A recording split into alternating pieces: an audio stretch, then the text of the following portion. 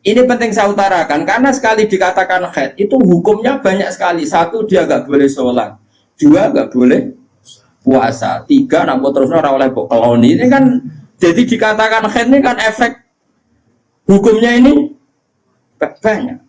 Sekali kamu salah hukum mengatakan semuanya haid, berarti cawe itu istihadah selawase ra sholat, dong selawase ngetokno. Itu kan ajaran sesat. Mana ada orang nggak sholat selawase mau perkara mengeluarkan haid, kiai ini geblek darah nih haid. Mulanya akeh wong ra daftar dadi wong alim ya karena ruwet. Daftar kiai itu masih gampang, bebo khusuk tahlilan iso kiai. Tapi nak daftar ulama itu berat kan. Wong ngetes sampai takok sing bulet, kadang ngetes. Nak takok bodoh wae kali kenal, nak takoke setengah ngalim. Mau apa nyolu cara Jawa. Lalu cukupan gedeng ulama, saat ulama itu wong do bingung, cukup bingung-bingung no. Ya kalau nak takok ikut ulama, kok kiai mulia diajarnya mulia ulama. Tapi aku tetap nyucuk kiai, mereka manfaat kiai betah tahlilan betah, wiridan betah, ngimami traweh betah. Kiai ulama ra betah, orang ulama parah ulama. Kena ben sholat di Basali, cek bayi balukman Basali, jok sepuluh nak sholat itu, gue mobil Serena nih, gue liat masjid sing pun badai komat, gue liat masjid pun badai komat, itu setengguri gelar saja, tapi gimana tuh mikirin mobil, terus imamnya salam itu semoga mobil malah betul. Dulu saya itu janggal, Mbah Mun dia gimana nak tindak sama santri. Itu nak tindak kok cek khutbah yang terus itu. Karena sampai nama apa menjelang nama sholat, ya terus wudhu, modern terus sholat. Dulu saya itu jaga. Kenapa sih ulama-ulama begitu? Meskipun saya melakukan itu ya, tapi kan kalau saya melakukan kan karena beling memang saya itu. Ya beling lah kalau sholat sering di belakang. Ternyata itu memang sunnah cara bagi ulama yang karismatik itu sunnah. Kalau nu de konco tenan, kalau konco akrab. Nilai lekman ya kenal konco kalau akrab. Mun dadi kiai. Tenggundan itu 4 kilo dari dalamnya Mbah Mun Gundan. Pas khutbah, Mbah Mun awal. Ning sofa awal. Runtusan berloro. Coba bayang. Kiaimu kan sing roh goblokmu, roh naifmu, roh nakalmu. Saiki kowe munggah-munggah ngut bayi. Gak runtusan. Iku berjumatan. Kok tak boleh Gus bangun jumatan iki aku kelaran. Iso bayang nanggut bayi bangun Mbak Arwani. Semenjak itu kiai ngerti ternyata kedatangannya di awal itu masalah bagi khotib. Gue piye ra jadian rebukan sing enak jumatan gue guri. Iku mergo ngenakno napa? Khotib. Dene khotib PP mlepuk macam-macam iku kok. Aman bebas ya bebas. Jadi aku terus ra yo. Besok bayang nom. Mungkin nak Mustafa ngebe aku jawani apa donome malah tua dene umur.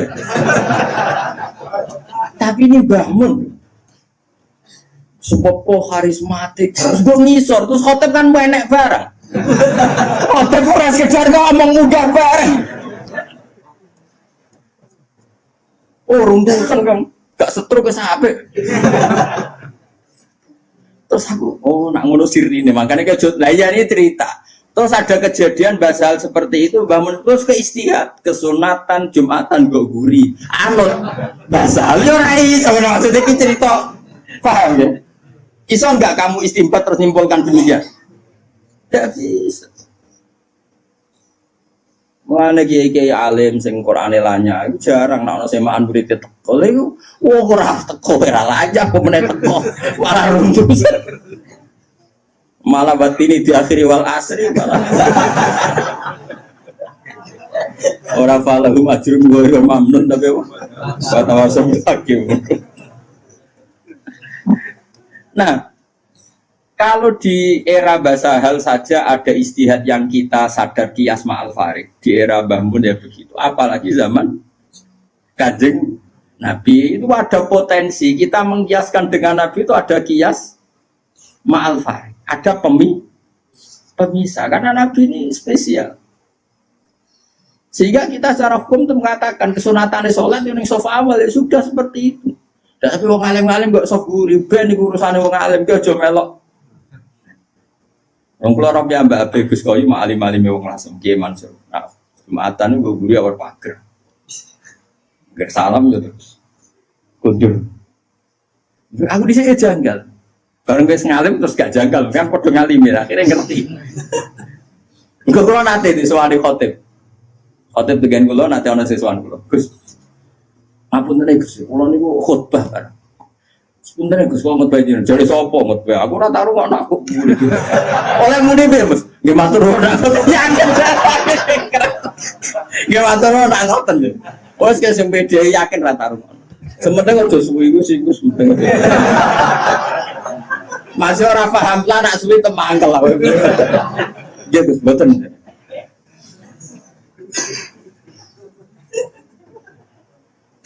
Nah kalau antar kita saja butuh istihad untuk memahami perilaku, apalagi ini kanjeng Nabi itu tidak punya nafsu. Semua yang dikatakan dari wahyu. Nabi ngelola perempuan masih ngendikan saya ditakdir dicintakan sama perempuan. Coba perempuan kena sentuhan Nabi itu jadi apa? Coba. Jadi solihah, jadi muslimah, jadi dokumenter hadis. Nabi itu mencintai Aisyah, anak kecil. Coroknya saiki kena HAM, kena semprinya Kak Seto. Nabi enggak saya puji.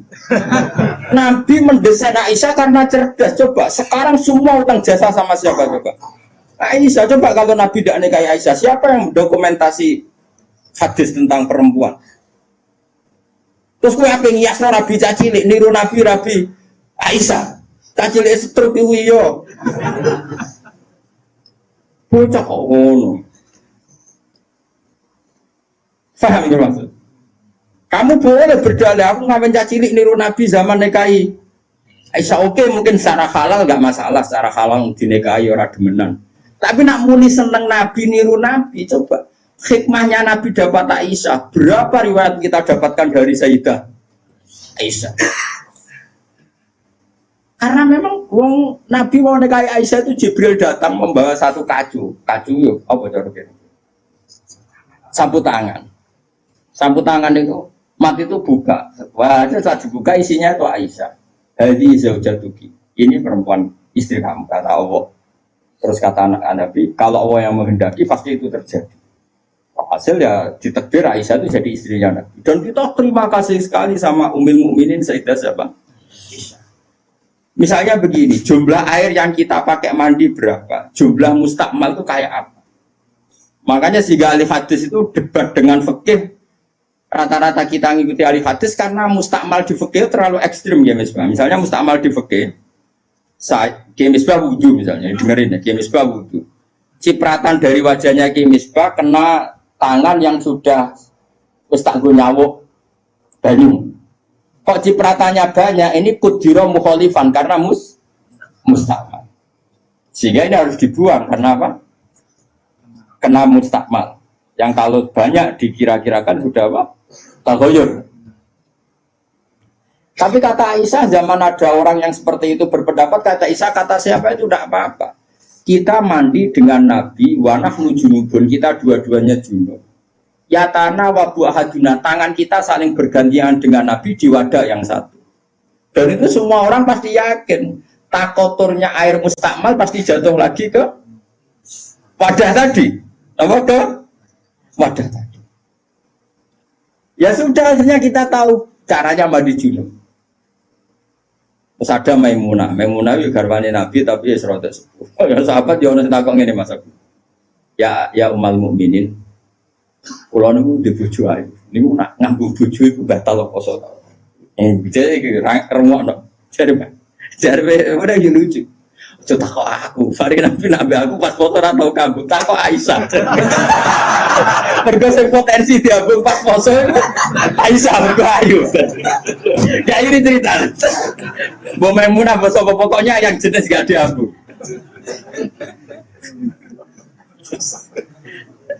Walhasil jika cerita ya akhirnya tak kok Sayyidah Aisyah ya Ummul Mukminin inna wa la yastahi minal haq.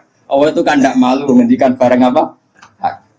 Apa orang ngambung istrinya itu membatalkan puasa? Ya Nabi qobalani Rasulullah bahwa soem biasa Nabi pas soem ngambung aku, tapi Nabi ya tetap Pos. Itu artinya kan, coba kalau nggak ada Aisyah, nggak beda kok sopo. Berapa ilmu yang kita dapatkan hanya, saya ulang lagi, hanya jalur. Kadang istri Nabi yang lainnya tidak tahu. Termasuk sholat. Aisyah tuh detail kalau ngendikan. Kuntu ufarriku mani yamin saudi Rasulillah wa shollafi. Nabi itu kalau habis junub, terus ada mani yang tercecer di sarungnya. Itu nggak perlu dibasuh, cukup ufar itu tak kerohin. Terus Nabi sholat dengan baju itu. Sehingga terjadilah istilahnya Imam Syafi'i al-mani napa tohir. Itu semua riwayat dari siapa? Aisyah. Jadi Aisyah itu punya sisi yang nanti jadi hukum itu dia meriwayatkan, dia hanya tertariknya itu riwayat yang jadi hukum. Itu hebatnya Sayyidah Aisyah. Dia memang orang pintar.